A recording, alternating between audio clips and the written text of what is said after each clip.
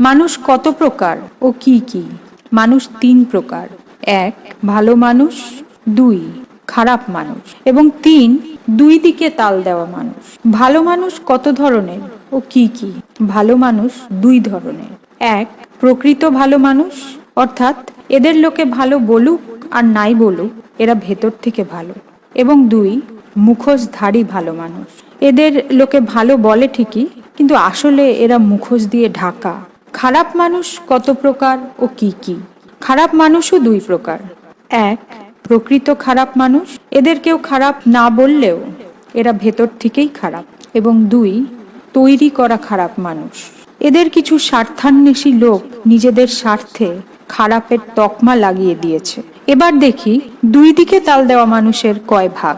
দুই দিকে তাল দেওয়া মানুষেরও দুই ভাগ। এক, প্রকৃত দুই দিকে থাকা, অর্থাৎ এরা দুই নৌকোয় পা দিয়ে চলা মানুষ। এবং দুই, যেই দিকে পাল্লা ভারী সেই দিকে ঝুঁকে পড়া, অর্থাৎ সুবিধেবাদী মানুষ।